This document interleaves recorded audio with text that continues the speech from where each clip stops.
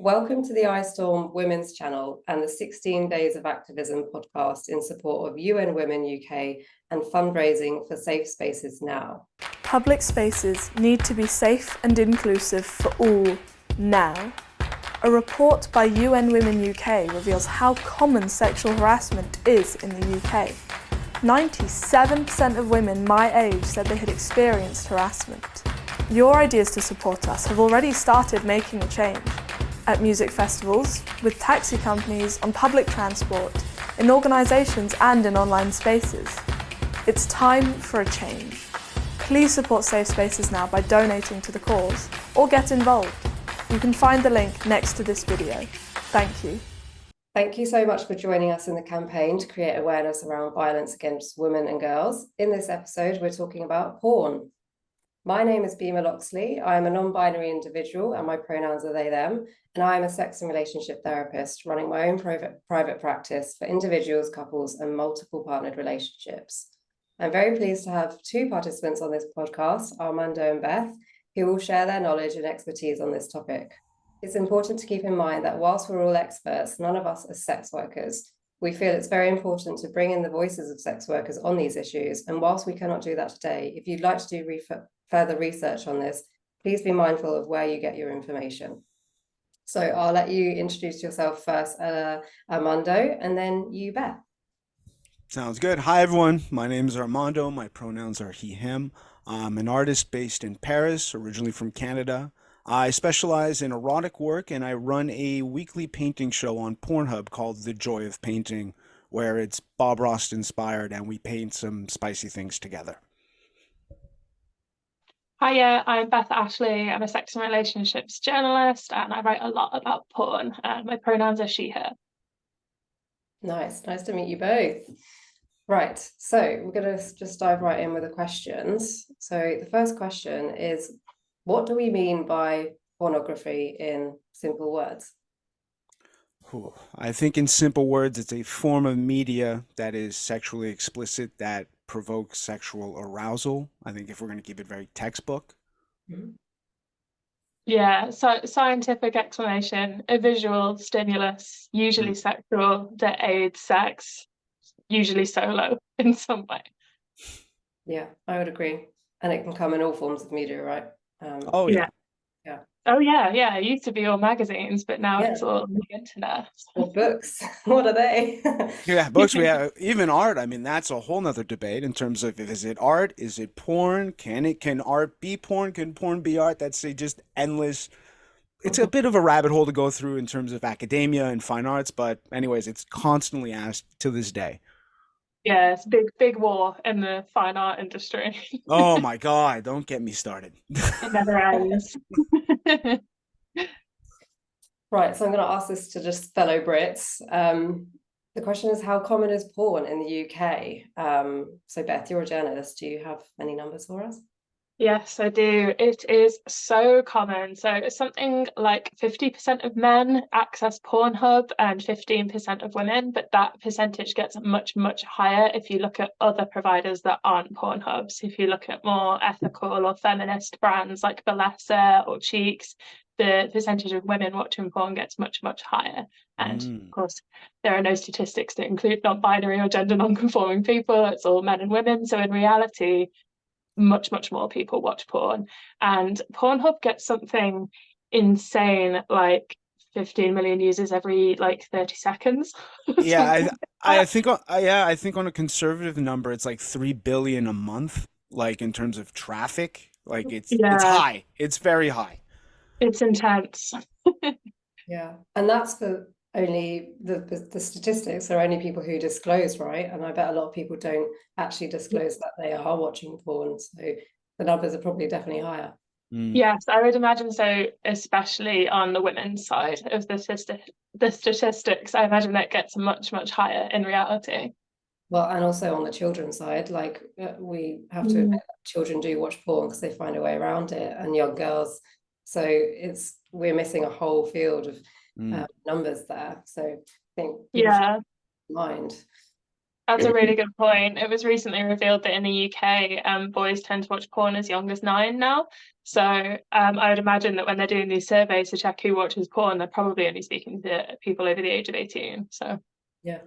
I would imagine it's much more than 60% of men. Yeah. I had no idea that it was 9 years old is now the starting age. It's wild. Horrifying, isn't it? Yeah. But And understandable when there's sex education gaps and they're curious, they want to go looking. I get why it happens. yeah, I understand too. But porn is not sex education. Sex education is. Yeah. Right. Speaking of porn, would you say there are any positive sides of porn, and how can it be supportive? Beth, do you want to take this one first? Yeah, can do.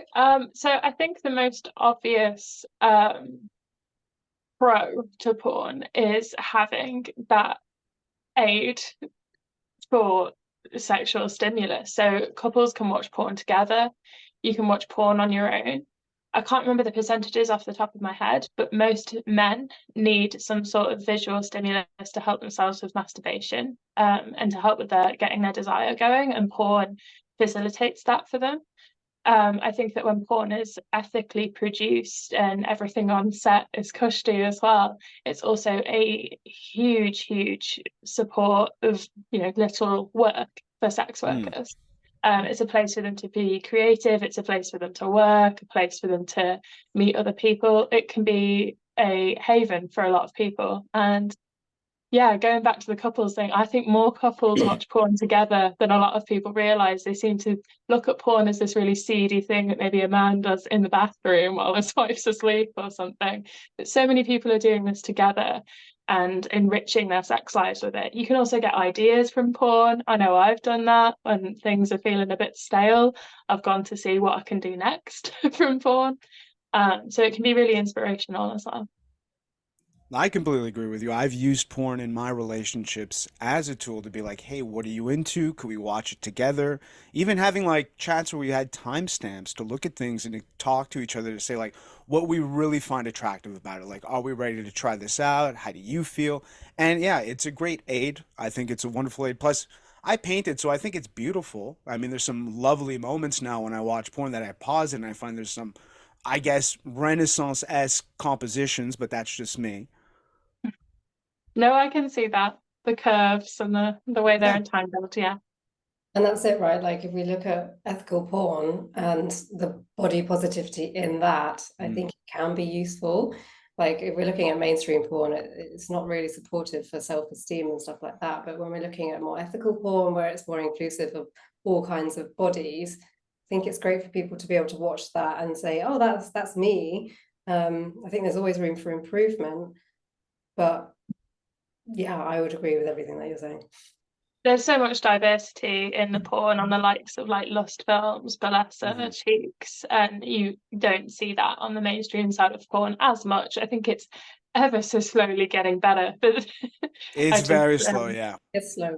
But then we have super to like thank the sex workers that are doing that work. And you're talking about like supporting sex workers in this, but also thanking sex workers for sort of destigmatizing sexual shame, and like being a slut is great. And that would be the positive side of porn as well, is that we're embracing sexuality when actually in our societies it's so taboo. And so yeah, I'm grateful for it in its streams where it's ethical and good for us. Oh, hell yeah, yeah. Yeah, right. 100%. So the 16 Days of Activism campaign focuses on preventing violence against women and girls. Some research claims that an aspect of porn can be abusive, trigger violence, and have traumatic effects, specifically for women and girls. So what are your thoughts on this? And if so, can you give any examples that you're aware of? I can take this one first if you want to. It's up to you. I kind of have an answer. Go for it. Go for it, Beth. Okay, thank you. So this is kind of a big question to put down into a small answer. So much of my work is focused on investigating both sides, is exactly what you asked, and it's hard to cover in 1,000 word articles, but I'll do my best. Essentially, there are truly horrific areas of porn, particularly in mainstream porn. There are certain providers we probably can't name on this podcast for legal reasons that have been found to have been enmeshed with child trafficking, sex workers who are not there by consent and of their own accord. And this has been proved in multiple different publications and investigations that have been going on for years. What I would say to that is that we have to be doing more to help those people who've affected and put those providers, hold them accountable without dismissing the experiences of sex workers who are there consenting and without dismissing the positive side of porn. I think the war on porn, as it's often talked about, is ultimately unhelpful and counterproductive.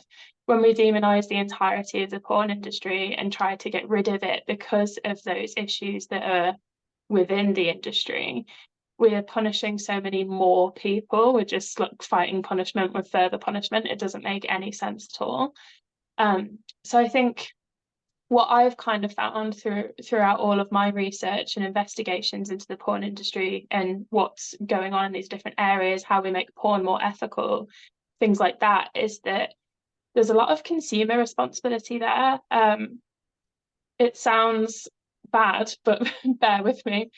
The reason so much of these horrific videos exist, and we can also talk about the dodgy porn categories we see a lot, like brother sister porn and slut shaming, like slut gets punished sort of porn. The reason all that stuff is there is basic supply and demand. People watch it, therefore it gets created and then money is made from it. If we get individuals to be more responsible with their porn consumption and start actually thinking about how their porn is made and who might be behind it, at what cost, people will start to masturbate more responsibly, and that chain will stop. Of course, providers have to be held accountable. What they're doing is disgusting, but I think that kind of individual action is probably more productive. I would say it's hard to get big conglomerate companies to be accountable, so instead we can just take our wanks elsewhere if you're not going to play well. I agree with what you said. I also think we need a level of porn literacy. I wish when I was younger and I discovered porn that I had an educator to explain that this is entertainment, that this is fiction, this is a set, these are performers, this is a job. I wish I knew that bodies, especially back in the day. I'm 33 right now. I think I watched porn when I was 14, 15. I saw it online and didn't understand that this isn't real life, that bodies don't all look like this. I felt bad about myself, and that led me to be very confused, and I didn't know what to do with those emotions. So I think having an educator guide you along to say, hey, this is what it is. This is entertainment. Plus, when you see porn and the ethical porn that I love to see where the performers are talking beforehand, where you see things getting set up, or they're explaining consent. They're saying, what are you into? There's kind of those little real life moments that help kind of ground it and understand, like, okay, this could be a positive thing. This could kind of, like, real life is different from this. I understand that, and I can still enjoy it at the same time. Yeah, I totally agree with you. I've been watching porn since I was like 13, and I don't think I had like an actual thought about it until I was 18. Right? It's Yeah. crazy. Yeah, and I'm sure that's super common. I also completely agree with you that those porn videos where you see the stars chatting at the start about why they want to fuck each other, it makes it so much more Oh, like it's so weirdly good. wholesome. Yeah. Yeah, it's so good. It's hot and it's wholesome. Plus, it is on the rise slowly. We said it because even being on Pornhub and posting my work there after having a browse to see what's happening on the homepage, these types of videos, these feminist-led videos, are doing numbers. They're rising. And the comments are there. Like, you men are saying, like, I love this, the way that, like, they're holding each other after. There's a sense of aftercare, the talking, rather than just kind of, I guess, the mainstream, fast-paced, just here you go, see you around. There you go. Just have your wank. Bye. Don't talk to me. Yeah. I agree with what Bima was saying earlier on as well, about it's great that porn is getting so much better. showing that line between fantasy and reality and between fantasy and education, but it's not porn's responsibility to give sex ed, and it's also, you know, porn isn't sex ed, like Bima said earlier. So I agree with you, Armando, that I think it needs to come from school. We need to be told in sex ed from possibly even junior school, considering the statistics about people being 9 the first time they access porn, typically.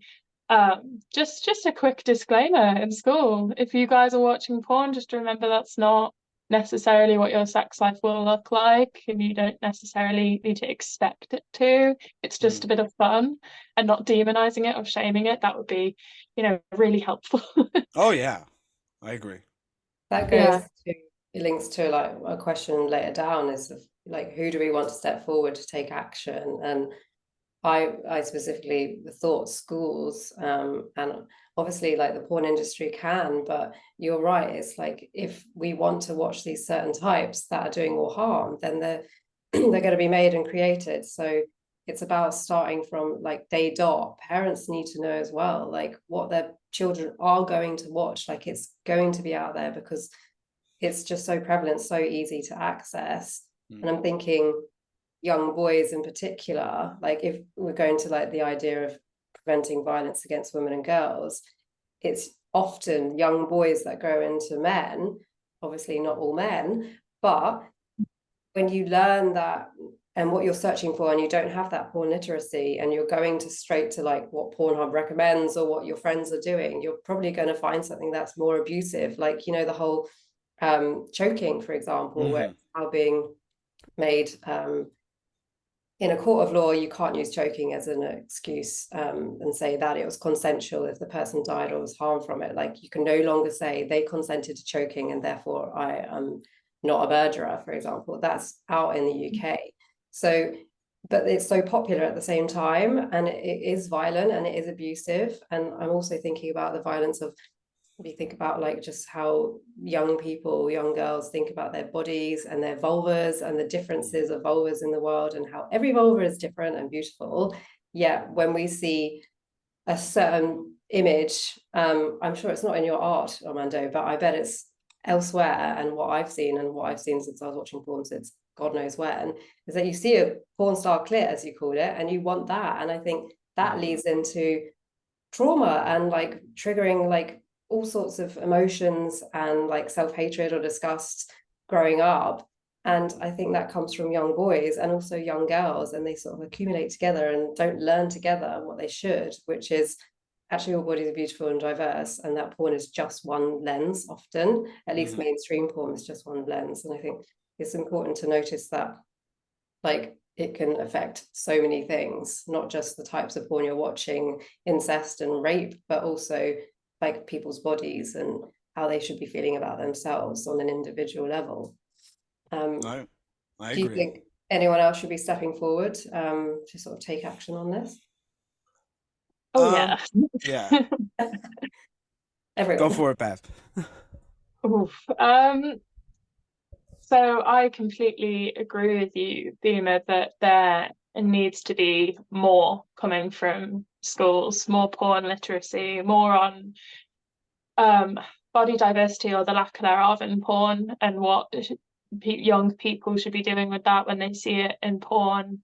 Things like vulva diversity, because labiaplasties are on the rise and more popular than ever in the UK. So it's clearly a deep insecurity for a lot of women. There's a lot of suspicion, though I don't think it's proven that it comes from porn. We can see the link, though. We can see why that may be where that comes from. Yeah, there's all of these bad parts of porn that we have just talked about, all of these cons throughout this episode. And I think it all comes down to making porn a staple of sex education across the world, not just in the UK, but I can only really speak to the state of sex education in the UK because that's what my journalism focuses on, and a little bit of Australia.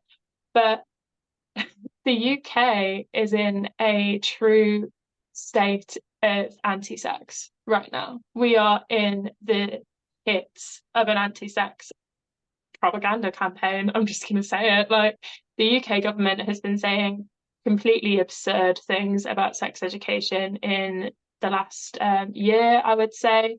Back in March, MP Miriam Kate stood up and said things that were simply not true about sex education in the UK. She had fake sources, including Evie from Lustery the Best's infographics that she uses on her Instagram and her illustrations, and she claimed that they were school resources when they weren't. She claimed that kids were being taught how to choke, and she didn't give any information for that. And it's very, very reminiscent of what was happening in the 80s, coming up to Section 28, when people were saying, oh, the Labour Party is teaching your kids how to fuck. Like, that's part of the campaign of how they got that installed. And history is essentially repeating itself.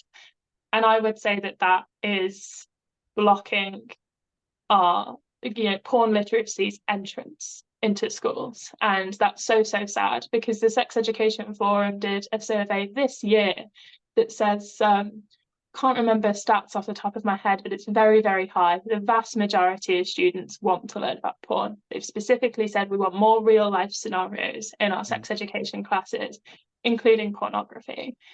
And it's horrific. The UK government promised to deliver exactly this last year, and there were teaching materials developed to aid those teachings, and they haven't been used. Sophia Smith-Gaylor, a fantastic journalist, did a investigation in this in Vice. I think it was early this year, possibly late last year.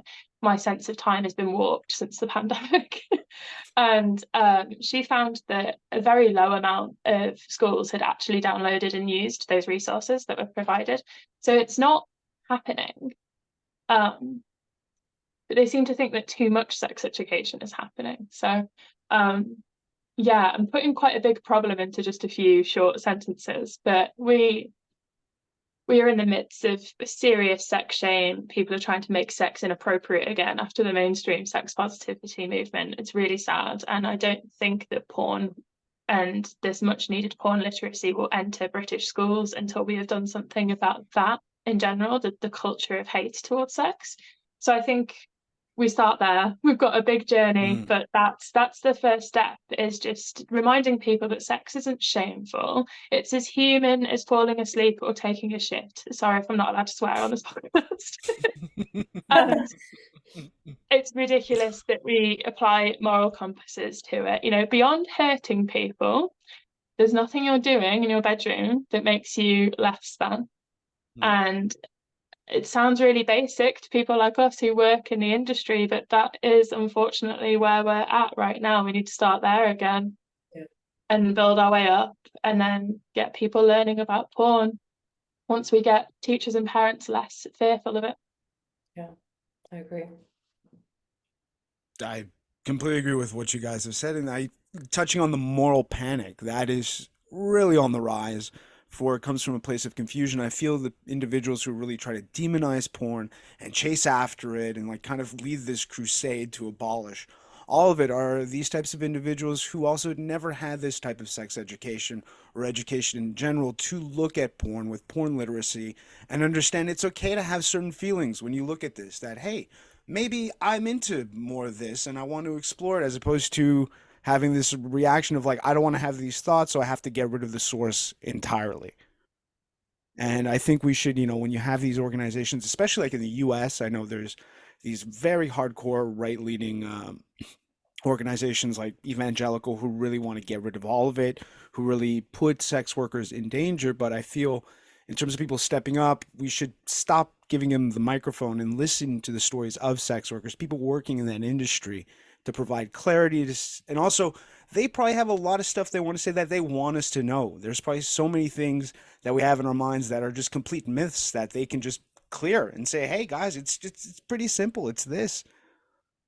Yeah, that's such a good point, that adults need porn literacy too. They're not panicking for no reason. I don't, obviously there are some bad ones, but I think the majority of the people with this moral panic are just responding out of fear. Like you say, they're not responding because they're cruel. They hear statistics like the ones that we've just been talking about that sound really scary, and they go, oh my God, get rid of porn now. And you can sort of get it, but they need that education too, to understand that porn's important. We need to keep it, but we need to maybe regulate it and also regulate our own behavior around it. help our peers and stuff. But if adults, especially in Britain, where we're just, the shame nation, like really struggle to talk about sex, even just with the people they're having sex with, the thought of talking to their children about their sex lives is like, but that's what we need to start normalizing, because it's not porn that endangers people, it's not talking about porn. Yeah, I agree. And a quick myth bust, as a sex therapist point of view, is that what I hear a lot is that porn causes erectile dysfunction, so unreliable erections, or it's addictive. And I would say that I don't believe in both of those facts, right, that people put out there, because actually, like, unreliable erections are causes of so many things. And again, it's not porn, it's how we use it. I think that is an important message today. And I don't think we can be addicted to it. We can get compulsive behaviors around it. But again, we shouldn't blame porn for our behaviors. And I think we really need to like be introspective of how we're consuming things and asking, like, why are we consuming something like this when actually we know that morally maybe it's not ethical, and that's why the violence is caused for women and girls. So another question I would ask then is, what effect does or has social media had on pornography? I think it's been blocking a lot of important voices that we need to hear from the world of porn, from sex workers. I love reading about it and hearing about it, even if it's a story that does not impact me personally. It does give clarity, and it's nice to see these stories come to the front. But social media with censorship and just, God forbid you should write sex on a post, like Zuckerberg's going to wake up in the middle of the night and just ban you into oblivion. But I think social media's had a negative impact in terms of suppressing important information from sex workers, from educators, from people who really are sharing important stories and facts about that whole world. Yeah, Carolina, who's on Instagram as blogger on a poll, just wrote a journal article on the censorship on Instagram. And if you have the mind to read it, it's a really good read, because it's just saying exactly about that, the censorship, and how social media is doing a detriment to porn. I think like it should be building it up in the correct way instead of banning it all and with just one lens that it's all bad when it's not bad. Yeah, I've also found that it stops the ethical porn companies we were just talking about from growing. So when you type porn into Google, there's one provider that's going to come up straight away. One provider that has been, one of the providers criticized for all the dark things that we were just talking about. So there's really only one place that a lot of teenagers or literal children, as we've discussed today, are going for their porn. They're not going to find the places that we've been praising for diversity and ethics and showing more bodies and showing consent on screen and all of that, because they can't promote themselves very well because of social media censorship. And it used to be just social media that was a problem, and then we would use, even in journalism, like search traffic to make up for that. But as of this year, Google has also updated their publishing guidelines and demonized adult content. So it's really difficult for businesses to grow as well as individuals. So it's hard to get the word out there if you're a small porn brand doing great things, because they can't go, hi, we're here, come over here where all the porn's really nice, because they can't promote themselves on Instagram and stuff. So they're using sort of like mainstream media, which is great, but we know what a reach social media can have and what power influencers have, but they're being suppressed, and it's really disappointing. There's also a lot of discourse out there at the moment. I don't know how much evidence there is yet of people saying that LGBTQ plus people are being censored more than straight people on social media. It just seems like there's a bit of a disproportionate amount of queer people disappearing from the app within the sex space. I can say to that, like, as a queer sex therapist on Instagram, as a sex educator, I think in the last weeks, my posts, when I have about 6K followers, I get about 50 likes.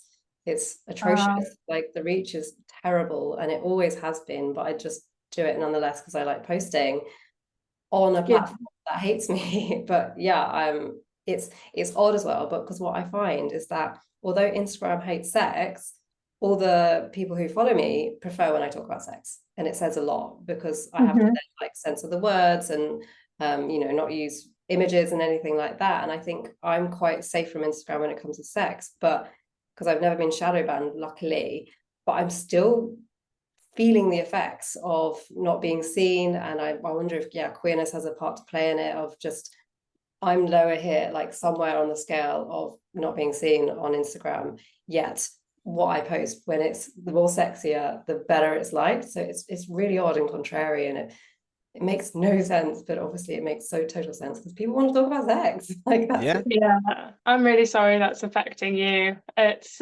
happened to me as well. I don't know if it's queer or if it's because I'm a slut, like, or both. Yeah, right. Well, maybe all of the above. But it's so ridiculous. And bringing it back into the porn conversation, it's LGBTQ plus people are the ones we should all be listening to, because for a long time they were missing from porn, unless in a very fetishizing way. There's still a lot of work to be done within transgender porn. That is still a sector of porn that is really quite behind. So those are the porn voices we need to be listening to, as well as sex workers, and those are the two categories that are being censored online the most. And it's super, super disappointing, to put it in non-sweary words. And where can we find? So I'm thinking, you mentioned Evie from Literally the Best. I think she has a page on her website about ethical porn. So I think that would be a really good place to look. But like, where can we find more information? One, about like the ethics of porn, but also porn literacy and how to avoid violence, especially for women and girls. I think a good start would be, if you're going to look at porn, start asking yourself the question of where it comes from. Do a little bit of digging. It's not that complicated to do in terms of like clicking to see who the production house is.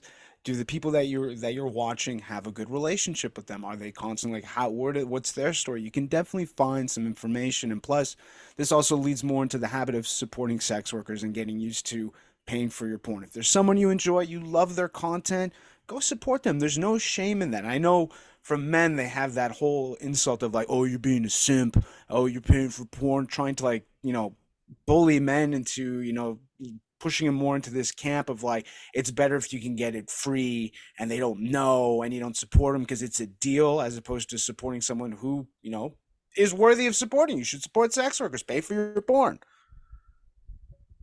Yeah, I completely agree with you. Every sort of sex porn provider I have spoken to as part of my work has said the only way to truly support sex workers and be ethical is to pay for your porn.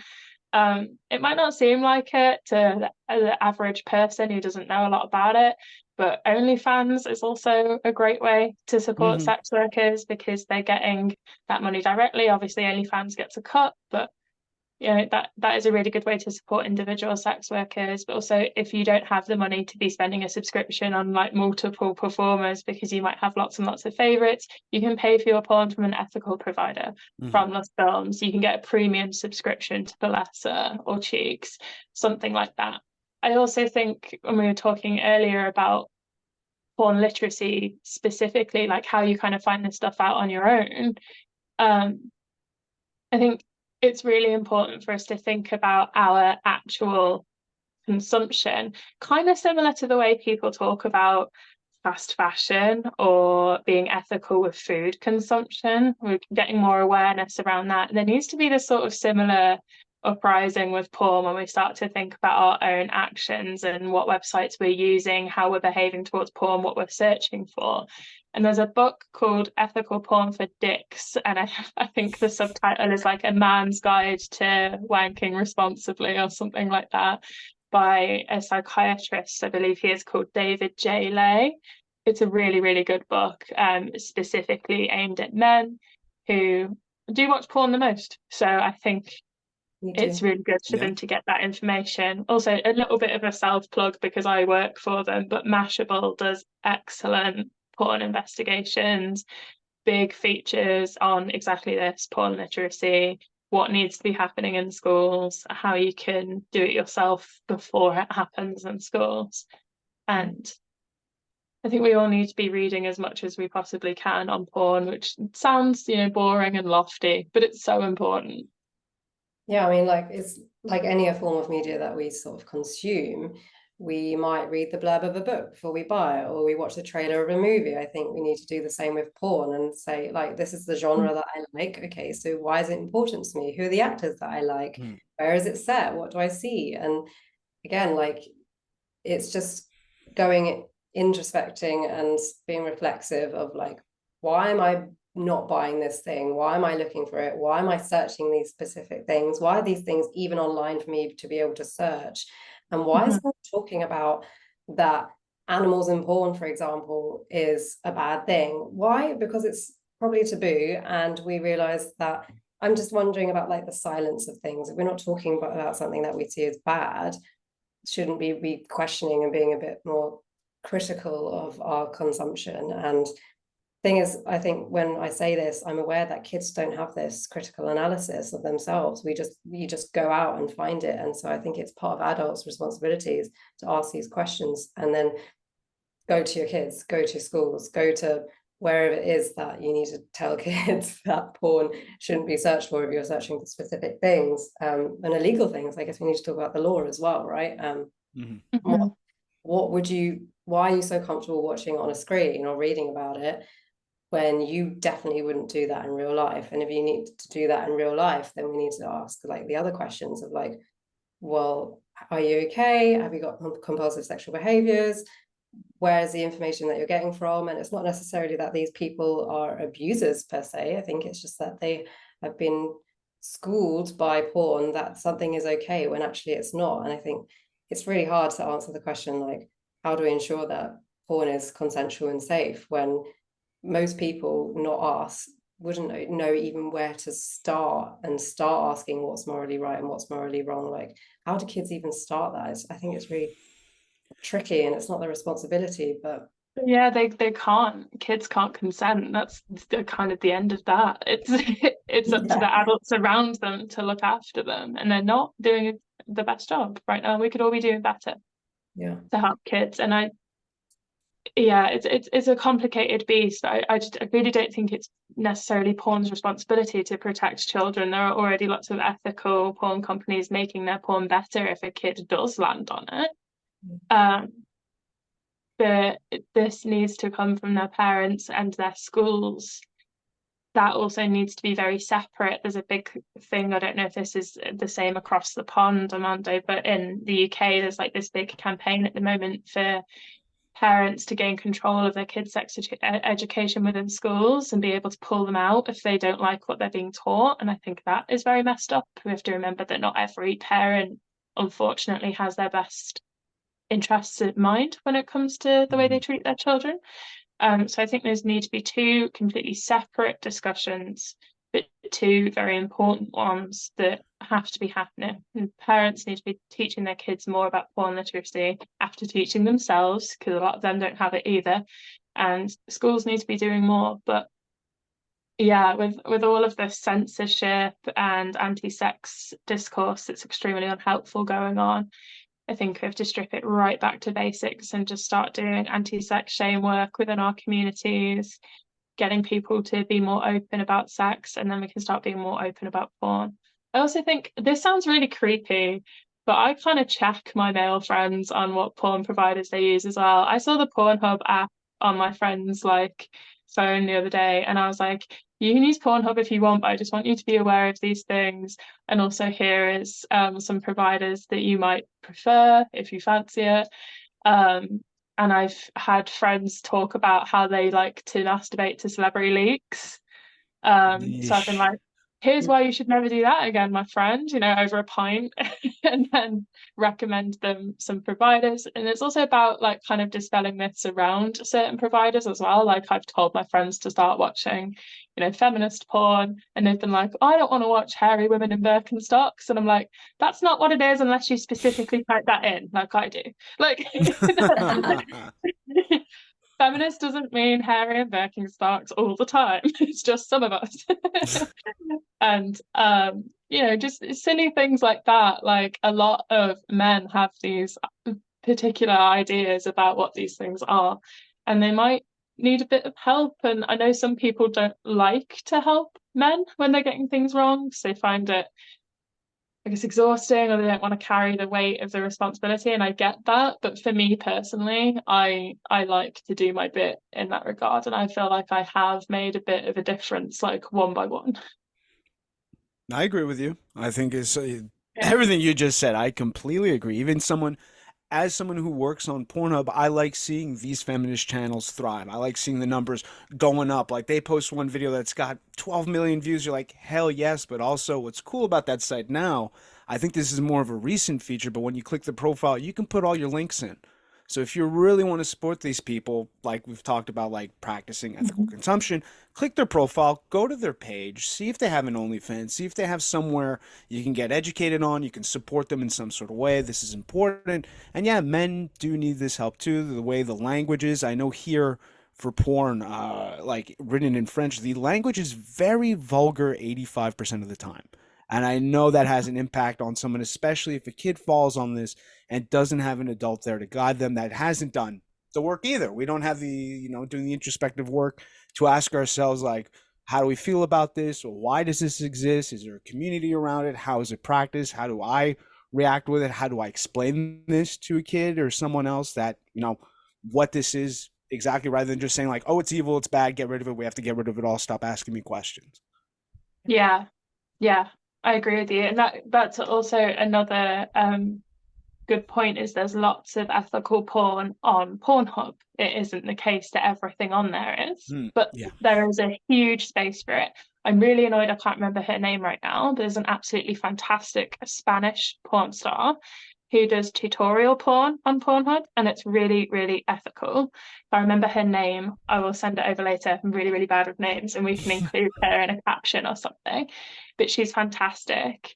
And I think it's about helping those creators thrive in those spaces where people do go to watch porn the most. So, yes, go to your ethical providers, but also boost your ethical creators who are using mainstream porn services, because then they'll become what comes up when you Yeah, they'll be on the go on front there. page. They'll be there, Yeah, boost them up, interact. If you can't pay for it, make an account, like the videos, engage with it, show your support. yeah, That means something. I know some people might think, "Oh, I'm just one person. It doesn't really matter." You do matter. It does matter. All that adds up to something.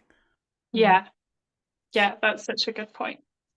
I think we've recognised that Pornhub isn't going anywhere. And this is probably the final question. And you were saying, it isn't Pornhub or like the porn industry responsibility per se, because they're creating something that people want. But do you feel like, I recently found out that Pornhub does have an age restriction? I don't think it's like the most secure age restriction, but nonetheless, you have to tick a box. Like, do you think there's anything that mainstream or porn could do to like restrict or categorize the way that porn is consumed from especially younger people? I don't think they should, which sounds perhaps a bit controversial, but just having spoken to a lot of sex workers, it would really damage them. And the preference of a lot of porn performers is that those, if you're talking about uploading ID or something like that, there was a big debate on this. Reed Amber went on Jeremy Kyle's new show and had a bit of a battle with him about it. And he was very rude to her, I would say. He shouted in her face. It was ridiculous. It is just going to damage the sex workers. And also, who is going to want to do that? If you think that, if you're already in this space where you think that porn is kind of shameful and a little bit seedy and are waiting for everyone to be out of the house, and you got your little laptop under the duvet or whatever, like, who is going to want to get out ID and take a Yeah. picture of it and upload it?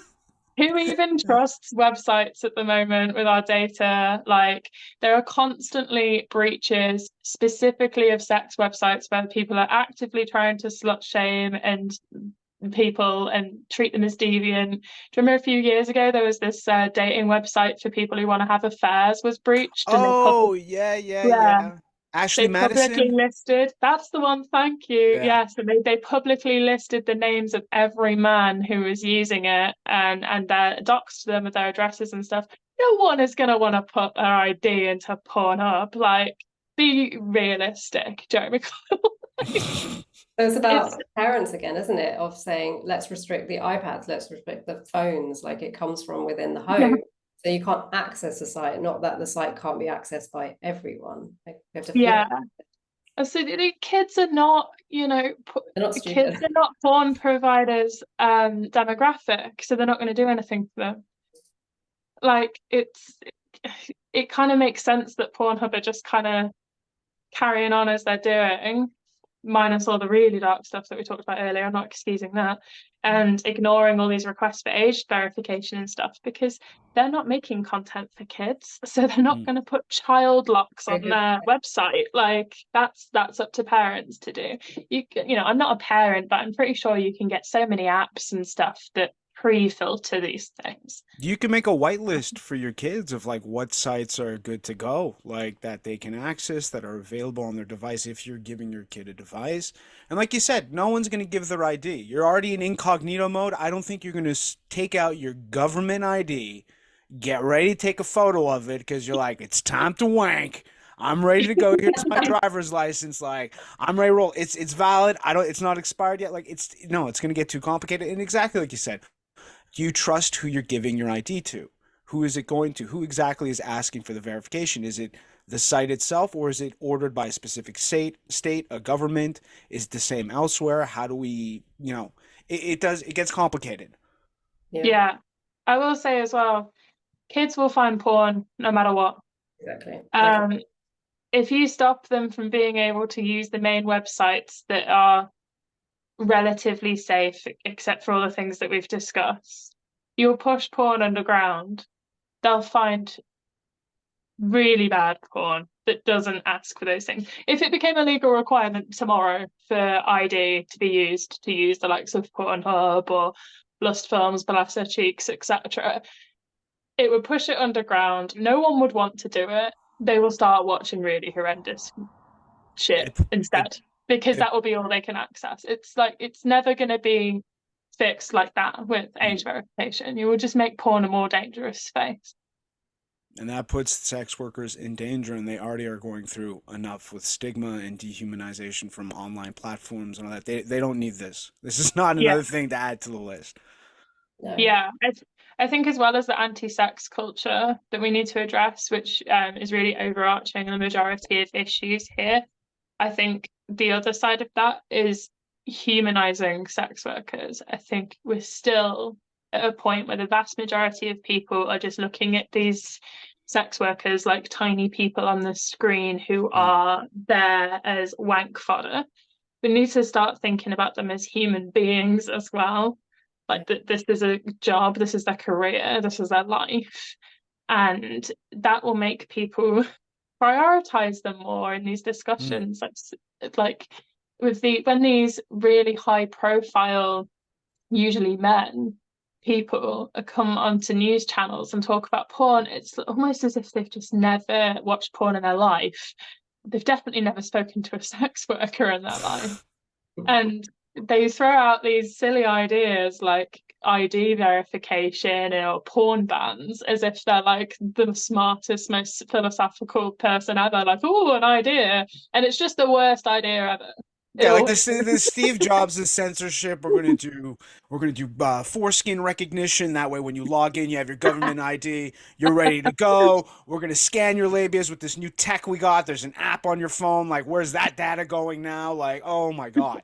Like, there's other ways to do this. Yeah. Yeah. Like, please, let's have some imagination and stop trying to fix such a huge and nuanced problem with something that just enacts further danger. It's so daft.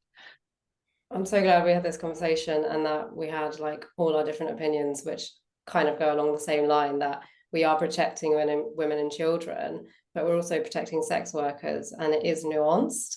So thank you so much for participating in this conversation. How can people connect to you if they want to? Do you want to give your links out? Sure. If you want to find me on Instagram, it's at Armando Cabba. If you want to find my little painting show and paint along with me on Pornhub and hear me chit chat as we paint labias for hours on end, it's just type my name on Pornhub. That's it. I'll be there. I'm absolutely going to do that. This whole time I've been thinking, oh my God, Pornhub Bob Ross, I'll be there. I will see you there. If you want to find me, my best place is probably Instagram. I'm Beth Ashley Writer, and I'm also Beth Ashley Writer on TikTok as well. Nice. And I am Loxley Sexology on Instagram, or you can find my website, bimaloxley.com, where I can give you sex therapy and help you learn more about this. Great. So to those who are listening, all the links we've just mentioned will be in the text under the video if you want to reach out or find more information. Thank you so much for watching. And if you can donate to the cause, that would be wonderful. Watch other episodes on this channel or even share them with your loved ones. That would be amazing. So stay tuned for the next episode. Thank you for having us. Thanks. Thank you. See you. Don't forget to donate to Safe Spaces now, link next to the video.